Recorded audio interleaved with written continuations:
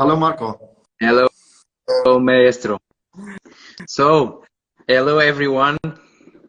We are here, very happy to tell you all that tomorrow we will be here with Maestro Andrei Kavalinski, speaking about many aspects, and we are announcing this to remember you that the time is at 19 Paris time and 18 Porto, Portugal time. So, Maestro Andrei, Yes, we I'm are very... really glad to answer also all your questions. Many people have the same questions.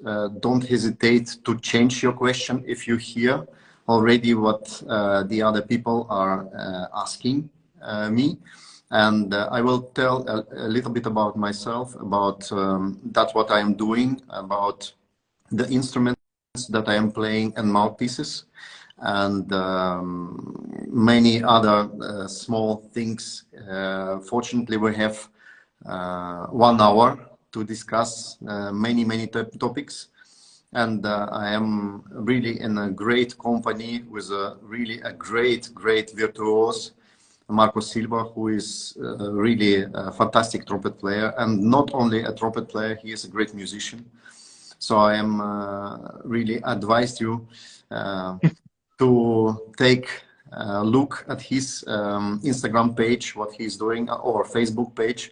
He's doing a lot of solo and playing also in a lot of things like Mahler Symphony or Shostakovich symphonies in the orchestras in Portugal, and he did a lot of studies about our repertoire.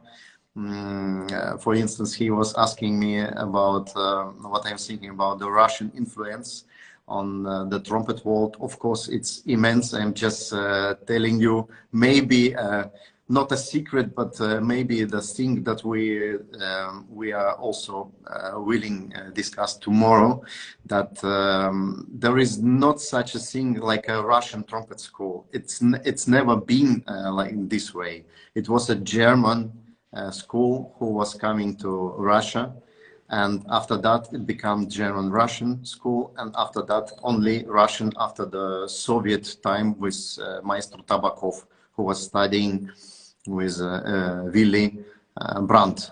So he became his student, and later his colleague. So they both were in the same orchestra playing same solo trumpet.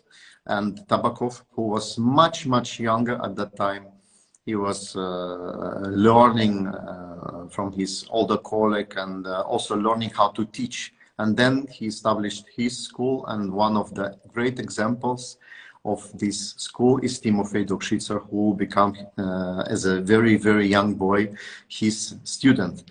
And I'm coming from this school. So, for example, my teacher, my first teacher, Nikolai Volkov, who is also from Moscow, he was studying a little bit later together with Dokshitzer. So he is coming from this German-Russian school, and my first instrument was a German cornet. The second instrument was a German trumpet, and so on and so on. So we can talk about this, and of course, you are completely free to ask me if you hear something that you might be reminded in during this conversation. So, or take a notice to not to forget what do you want to ask, and I will try during our 1 hour limited interview all your questions. If imagine you couldn't have a time to hear your question, don't worry. We will collect all your questions, and I will personally invest time in this and answer you in a private chat on Instagram or whatever you want to ask. and maybe later even we can do another chat with another topics, because we cannot possibly talk about everything. The music is too big for that. The trumpet aspects, like mouthpieces and instruments, which models from one shagel instrument. There is a lot of trumpets besides shagel, of course, we all know, and besides Bresenmeyer mouthpieces, we all know. And which mouthpiece is better to use on, I don't know, on Mahler and or Strauss, or both the same mouthpiece, that kind of stuff. I can tell you what I am doing, or the topics about the mutes. I just want to tell you, I am not the person that would like to put my opinion on everything and say, okay, from now on you need to play this way. No, no, you are completely free to do whatever you want to do, and take the best what you would like to take from myself or from another player. It doesn't matter, is it playing on trumpet or bassoon or gugulele, you know. Fantastic. So I receive right now some questions, and going in the direction of Maestro Andrei, tomorrow we can answer these questions. I see some questions here. So if you are able and if you are free tomorrow, because this will be very interesting, and I'm already anxious to wait for tomorrow. So tomorrow we can speak about these questions and all of the things that you want to ask, because Maestro is very, I think Maestro is like a big book, and it can. Come on, Marco. It's true. So it will be very, very nice. Yeah, thank you. And very, very interesting, and probably, and I am sure that we can do more sessions of live stream, because 1 hour is it's too short. Not so much. I know it's short, but at least what I would like to tell everyone, I am really happy we have the opportunity today.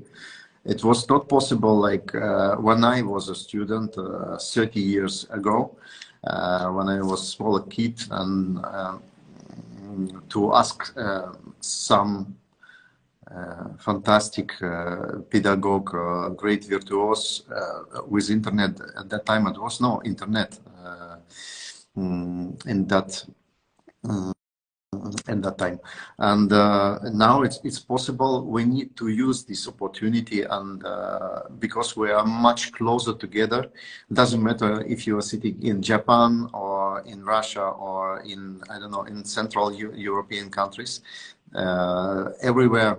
Australia, I have a lot of friends in Australia, in the United States. By the way, hello to everyone who are listening to us. Thank you for joining us. And I am extremely happy that Marco was so generous to organize this chat. And I hope we can bring some information to those people who need this information. And I am still learning, and I am really advise everybody to not to stop to learn, because it's a really fun process and it helps you with your daily life. And music is just a small it's a big world, but it's comparing to our world that we are living, it's kind of a small world. We are living in a huge society with a great diversity. So I am understanding myself in the place that that I am, that the music is like you are going, imagine you're going to the restaurant and the server is asking you, what would you like to eat? So this is what the music is doing.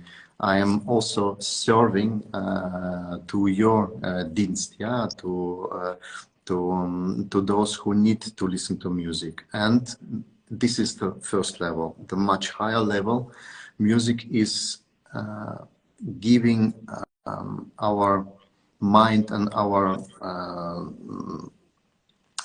ourselves a cure. Not all of the composers are so great, but fortunately for us, there is a lot of composers who wrote like a Mozart symphony number 40 that people still listening and can sing it without knowing any notes. That's the genius. And on this higher level, it gives a cure. So you know, some studies was made, and for instance, if you let hear music of Mozart, Beethoven, Haydn symphonies or quartets, whatever you want to solo repertoire, to animals, for instance, to the cow who gives the milk, the quality of milk is much better than if the animal is listening something like a really hard metal rock. I'm not against metal stuff. Sometimes there is a lot of elements in our modern music that composers are using, and you're obliged, of course, first you're obliged to play that, but you also need to understand why you're playing this way, or you need to play this way, or you need to look for a sound to create that kind of idea, to recreate the idea of the composer. But the reality, it's a fact, it's a medical fact. The product that the cow is giving, it's much better because they're listening only for 15 minutes or 30 minutes a day symphony of Mozart.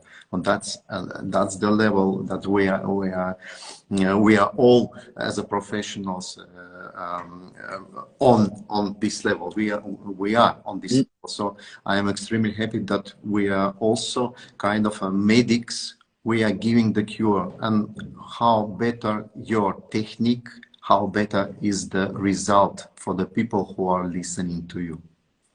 Yes, of course, it's a very good idea. So, just to finish this, we are announcing again that tomorrow we will stay here at 18 Portuguese time and 19 Paris time. This was just an introduction and a reminding that you probably want to stay here tomorrow. So, and I know that you want for the people. Of course, Maestro Andrei will be here. And see you tomorrow. See you tomorrow. Take so, care. Bye bye. And have a nice evening, everyone. Exactly. Thank you. Bye.